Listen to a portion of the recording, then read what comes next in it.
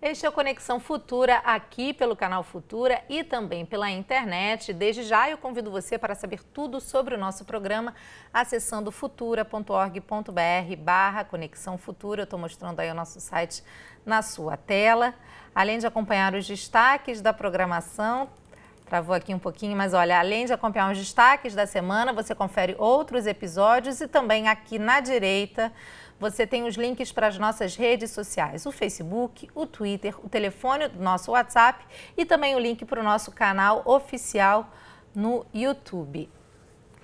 Bom, hoje nós vamos falar de uma notícia boa para o meio ambiente que parte do princípio de que a conversa é o melhor caminho para o entendimento.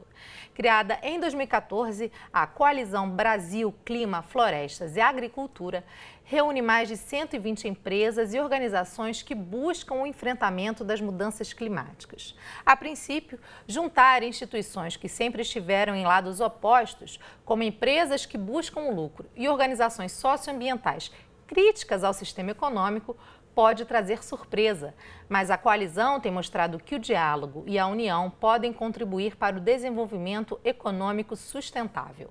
Comigo no estúdio, Amélia Gonzalez, consultora de meio ambiente do Canal Futura, Beto Mesquita, diretor de estratégia terrestre da Conservação Internacional Brasil, e Roberto Vac, fundador e membro do Conselho da Mata. Você em casa, claro, é nosso convidado, por isso acompanhe com a gente. Boa tarde a todos, muito obrigada pela presença. Beto, afinal, o que é a Coalizão Brasil? Então, a coalizão, Larissa, ela parte, bom, o nome já diz, né? Nós estamos criando um grupo de instituições que envolve empresas, que envolve entidades de representação do setor privado, que envolve organizações de conservação, de desenvolvimento sustentável, que envolvem grupos privados e grupos que misturam um pouco o lado do terceiro setor com o lado corporativo. E nós temos um propósito comum. E esse propósito é conseguir construir propostas, mas também conseguir construir soluções alternativas que permitam que a gente garanta uma agricultura de qualidade, uma produção florestal de qualidade, com pleno respeito ao meio ambiente. E numa ótica de respeito ao meio ambiente, não apenas por uma questão ética, mas por uma questão, inclusive, econômica, por entender e por perceber claramente que os ativos ambientais, a água, as florestas, o que a gente chama, né, o que os cientistas chamam de serviços ecossistêmicos, deles dependem a própria prosperidade da atividade econômica, da vida humana, do bem-estar humano. Então é esse ponto em comum que nos une na coalizão. Bacana, a gente espera falar sobre todos esses aspectos no programa de hoje. Roberto, em 2014, né, desde 2014, quando foi criada a coalizão até hoje, 2015, quais são os avanços dessa união, né, desses esforços, como o Beto colocou? Como ele disse, acho que o principal é esse campo de diálogo, né? É evidente que a solução vai surgir desse diálogo entre as diversas organizações, entre a diversidade de maneiras de encarar esses desafios. Então, os primeiros resultados foi a construção de uma visão comum. Isso é inacreditavelmente complicado e poderoso na hora que você consegue ter uma parte tão grande da sociedade brasileira que ocupa a maior parte do território com o agronegócio e as florestas, conversando e buscando convergir numa visão comum. O segundo ponto foi a elaboração de um conjunto de propostas concretas para que o Brasil pudesse trilhar o caminho de uma economia de uso da terra de baixo carbono.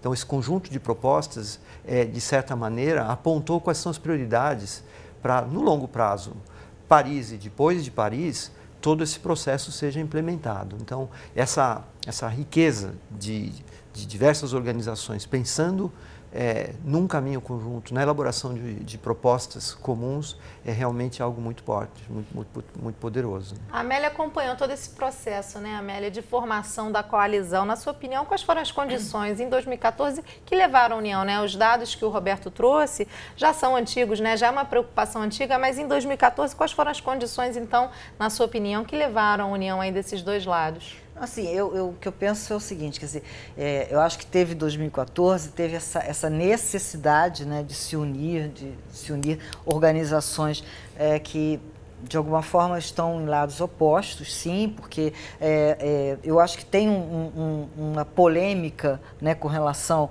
a essa questão de conservação de um lado, né, e desenvolvimento econômico de outro, que a gente não pode de maneira nenhuma deixar, né, de lado no momento em que a gente está falando de organizações, como você disse, terceiro setor, de alguma forma linkadas ao mundo corporativo e do mundo corporativo de verdade.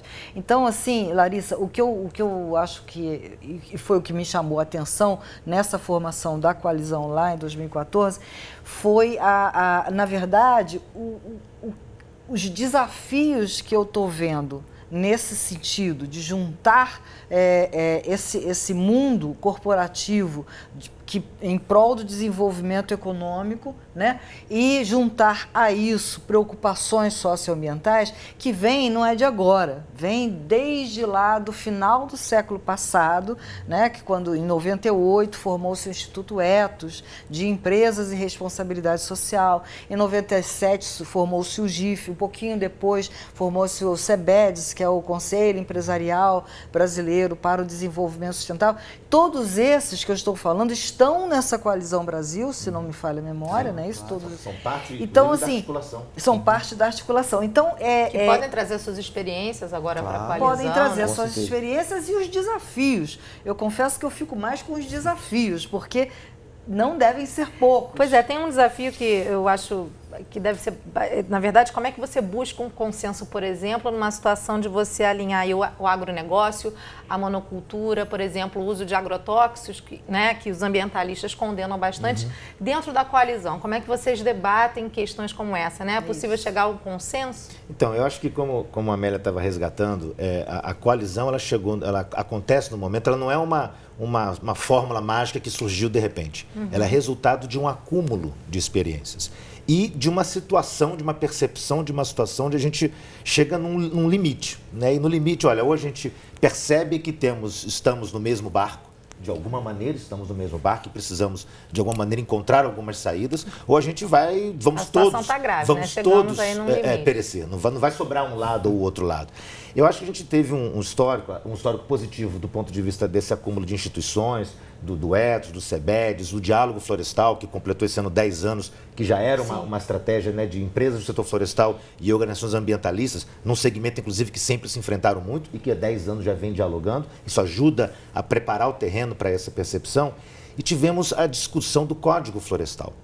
Nós passamos 3, 4 anos nos digladiando. Quando foi a discussão? O Código Florestal, ele começou... No governo Fernando Henrique, não foi? Não, agora. O Código atual está completando 3 anos. 3 anos. Então, a gente teve uma discussão, durante o processo de discussão do Código no Congresso Nacional, da revisão do Código, nós nos digladiamos. O setor, né, a gente tinha de um lado ruralistas e do outro lado os ambientalistas, né? E parecia que essas coisas eram absolutamente inconciliáveis. E no final das contas, nós tivemos uma lei. Temos a lei. Se você perguntar para um ambientalista, esse é o Código Florestal que você gostaria? Ele vai dizer não. Se você perguntar para um representante do agronegócio, esse é o Código Florestal que você gostaria? Ele também vai dizer não. Então, nós, pelo menos em algum momento, de alguma maneira, quase que casual, nós chegamos numa lei que está ali no meio do caminho. E a percepção de que a implementação dessa lei é algo importante e se relaciona com, aí sim, o grande alarme, que é a questão climática. Quer dizer, é preciso, então, aceitar a lei, né? Aceitar a legislação e trabalhar juntos para o cumprimento, né, Roberto? Eu acho que, como você está dizendo, né, isso é um processo que, por exemplo, se você pega o FSC tem 20 anos, o Sistema de Certificação de Floresta, né, mais de 20 anos. E, na realidade, ele é o que a gente chama de um fórum multi-stakeholder, é um fórum que define regras do jogo, para que organizações passem a seguir essas regras do jogo definidas por ONGs e organizações privadas. Então, acho que essa experiência de que o business as usual não dá mais, mas o ativismo as usual também não dá, porque se a gente continuar polarizado, realmente o mundo não vai avançar, eu acho que isso já é algo que a sociedade, especialmente a sociedade brasileira é bastante avançada nessa discussão de que essa polarização não vai levar a lugar nenhum. Então, acho que a coalizão, de certa forma, ela é o resultado de um amadurecimento da sociedade, de que olha, o caminho é um caminho de construção conjunta. Claro que os desafios são grandes, mas eu não tenho nenhuma dúvida que o lugar comum é maior do que as áreas em que há grandes divergências. O bacana do diálogo é que quando você começa a dialogar, você percebe que tem muito mais em comum do que você podia imaginar, né? E a partir desse núcleo comum, você vai construindo e vai aparando as arestas. Mas eu acho que a identificação de que a gente tem muito mais em comum do que divergência é muito forte. Quer dizer, Amélia, como ele falou, um amadurecimento, né? Não dá para ser também um ambientalista radical e um empresário intransigente, né? Você tem que encontrar um equilíbrio aí nas suas propostas. Eu fico pensando assim, o pessoal de casa, o que pensa dessa tentativa de equilíbrio, né? Sobretudo porque a gente está passando agora por uma questão seríssima, né? De um desastre, uma tragédia ambiental astronômica em Mariana, né? Que fez, enfim, milhares muitas de vítimas e que fez vítimas pessoas, vítimas peixes, vítimas animais e economia, né? E que eu hoje mesmo li no jornal um artigo dizendo assim, olha, a gente vai precisar revitalizar a bacia do Rio Doce porque a mineração é importante para o Brasil. E aí eu fico me perguntando se é importante para o Brasil, se é importante para aquelas pessoas que estavam ali em Mariana, que na verdade, né, é um município que, segundo a Firjan, tem um índice de desenvolvimento humano baixo, ou seja, quer dizer, as pessoas mais impactadas por essa produção industrial, seja essa que causou o desastre ambiental, seja qualquer outra, né, as pessoas mais impactadas não são aquelas que estão sentindo, de fato, esse desenvolvimento econômico nos seus bolsos. Então,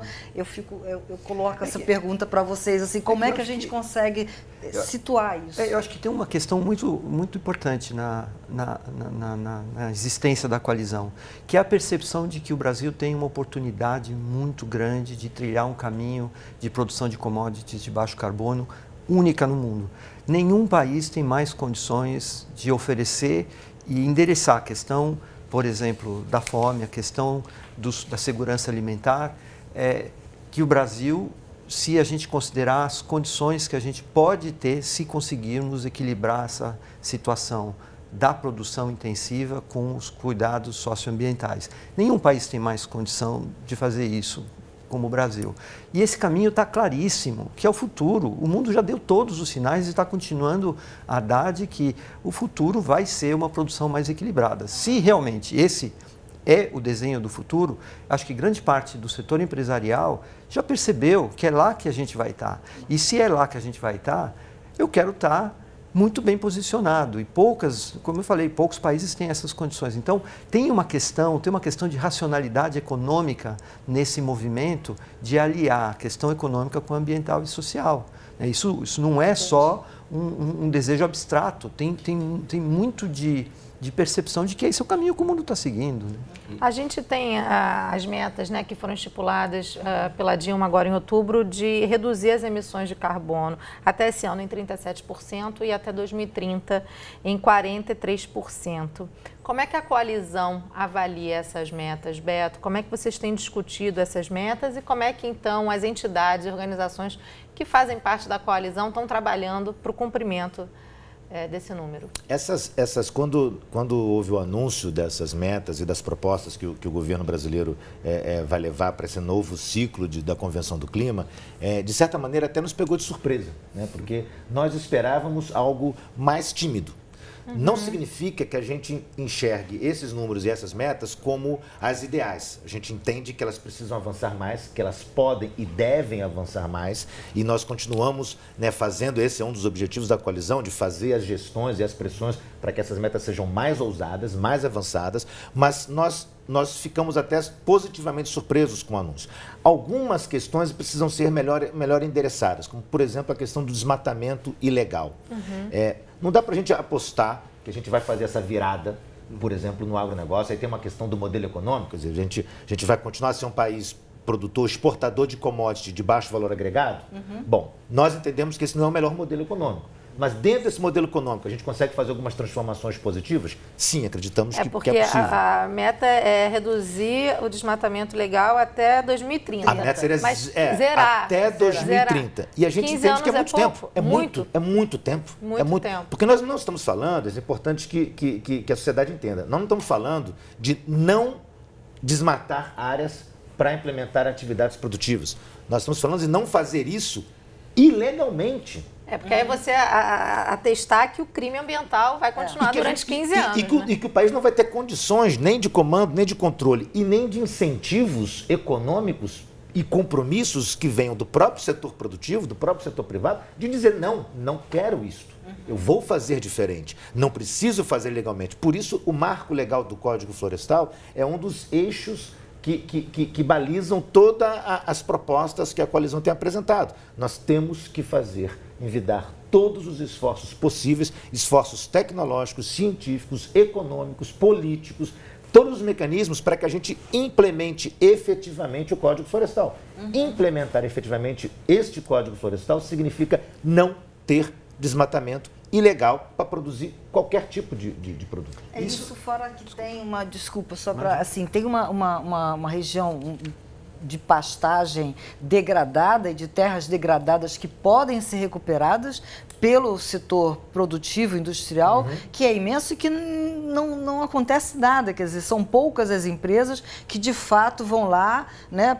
O seu boi vai lá, degrada aquela partezinha da terra e depois vai e tenta transformar aquela terra, né, em alguma coisa produtiva. Áreas de pastagem degradada hoje podem ser áreas convertidas, não necessariamente para restauração ecológica, mas para restauração de produção. De produção. Voltarem para o que o boi produtivo. volte a comer a plantinha lá daquela mesma terra. Mas seria um rodízio, simplesmente eles abandonam. Sair de meia cabeça de gado por hectare para 3, 4, 5 cabeças de gado por hectare. O que você estava colocando, nada é mais perverso para o setor florestal do que conviver com a ilegalidade. Então, por isso que eu digo, tem um campo comum de convergência muito grande. O setor florestal sofre muito com o fato do país conviver com a ilegalidade, por exemplo, no desmatamento. 60% do território brasileiro, que é a Amazônia, basicamente a economia da Amazônia é uma economia fundamentada na ilegalidade. Isso é ruim para todo mundo. Muito. Não é só para quem vive lá, claro, que são as pessoas que mais sofrem. É ruim para a economia do país, é ruim para o setor produtivo, é ruim para o setor da sociedade civil. Então, o esforço de acelerar o processo do desmatamento é fundamental, é fundamental. Então, para a gente, claro, a gente até entende que não dá para dizer, bom, acabou o desmatamento de um dia para o outro. É muito complicado, do tamanho da Europa. Os desafios são imensos, mas acelerar o processo que foi colocado no INDC é algo muito importante. Então, a sinalização do INDC é séria, muito relevante. E o papel da coalizão é fazer com que ela aconteça com uma velocidade maior, é acelerar esse processo. Porque a gente tem as nossas leis ambientais estão entre as mais evoluídas, né, e avançadas do mundo, mas a gente tem um problema de fiscalização muito grande, né? A coalizão pode ter o papel também de forçar o cumprimento e de fiscalização, né? Mais do que pensar na cobrança da fiscalização, acho que essa aliança, essa coalizão que envolve o setor privado, ela traz um modelo diferente. Ao invés de nós ficarmos parados esperando uma ação do governo, ou ficarmos no ativismo cobrando a ação do governo, a gente tenta encontrar o seguinte: o que você já pode fazer? O que a gente pode fazer? Independente da ação do governo. Para que a gente possa colaborar, porque a meta, quando se estabelece, a gente também é uma coisa importante que se entenda, a meta que está colocada não é uma meta de um governo, é uma meta de uma nação, é uma meta de um país, é um compromisso nosso, de todos nós. Então, o consumidor lá na ponta também tem esse compromisso, ele também tem seu papel. E o compromisso do consumidor não é só cobrar que o governo fiscalize, é ele próprio mudar seus hábitos, se policiar, começar a acompanhar um pouco o seu modo de consumo, de que maneira isso está impactando positivo ou negativamente. Então, a gente pode até deixar de chamar de consumidor e passar a chamar de cidadão, né? Que é melhor, né? Vamos combinar. Agora você pega, né, na coalizão você tem desde empresas que estão na ponta do consumo, como rede de supermercado e tal, até as empresas que estão lá no comecinho da atividade, da cadeia de produção e toda a sociedade civil que está no entorno disso. Ou seja, é a sociedade brasileira trilhando esse caminho, assumindo a responsabilidade de um processo de desenvolvimento de baixo carbono. Claro, tem que considerar que isso tem que estar inserido dentro do ambiente institucional e do papel do governo. A sociedade sozinha não vai fazer. Então, de certa forma, por isso que a gente chama de coalizão. Vamos todo mundo levar essa agenda para frente, porque ela é uma oportunidade muito grande. Agora, Amélia, como é que então, o que falta, né? Dentro aí do que a gente está falando, do papel do consumidor, né? Da sociedade, do indivíduo, o que falta para a gente cobrar, então, do cidadão? Mais ativismo nesse sentido? Como é que o cidadão também, na sua opinião, pode cobrar das lideranças, das empresas, né? Como é que a gente pode cobrar?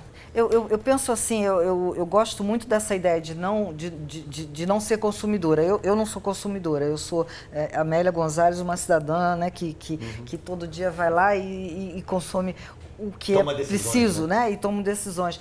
Mas eu costumo dizer que quando a gente fala de baixar emissões, né, tem um amplo espectro de situações e de iniciativas e atitudes que envolvem o cidadão, desde assim, deixar o carro na garagem. Isso é vital, né? Agora, para deixar o carro na garagem, ele precisa também de quê? De uma mobilidade urbana efetivamente eficaz para que ele possa chegar no trabalho dele de uma maneira confortável e rápida. Então, assim, isso vai depender de uma outra cadeia produtiva que está ali juntinho da gente, que é a prefeitura, né? Que de fato invista em alguma coisa que seja razoavelmente interessante. A gente agora, mesmo à tarde, estava falando sobre os engarrafamentos, quantos minutos que um chegou e tal. Então, assim, tem uma rede de iniciativas que eu acho que parte de nós, né, nós moradores, não é só chegar lá e levar só a sacolinha de papel em vez de levar a sacolinha de plástico. Isso é legal, bacana, beleza, mas tem uma coisa mais forte aí, que significa toda uma cobrança nessas megalópolis. Claro que se a gente for falar, hoje mesmo eu estava vendo na internet, tem uma cidadezinha sueca que está assim, a primeira no mundo em mobilidade urbana, isso aqui. Eu falei, poxa, mas quantos, né, cidadãos moram ali? Coisa de 10 mil, 12 mil. É diferente você equacionar isso com 6 milhões. Mas eu acho que pode haver. E, óbvio, o setor produtivo também tem. E aí, assim, eu me lembro do Papa Francisco, tem lá na encíclica papal dele, vamos rever o modelo de produção. Então, assim, não dá para a gente chegar e falar assim, tem que minerar muito. Mas tem que minerar muito para quê e para quem, né? Eu acho que é um pouco... Olha, infelizmente a gente tem que encerrar o programa, mas eu acho que o que fica o que fica da nossa discussão é a importância do diálogo, da união das forças, para que a gente alcance as nossas metas, né? Para que cheguemos, então, a um acordo, né, global, brasileiro, para a redução das emissões de carbono, né, para a gente combater as mudanças. Eu queria agradecer a participação de vocês e mostrar rapidinho para quem está em casa o site da Coalizão, coalizãobr.com.br, para você conhecer um pouco mais desse trabalho super importante. A gente tem aqui a página principal, tem dados, quem são as empresas e organizações que estão participando. Aqui você tem a lista de todas elas. Então, coalizãobr.com.br. Boa tarde mais uma vez, obrigada. Você de casa, obrigada pela companhia. A gente volta na próxima segunda-feira. Até lá.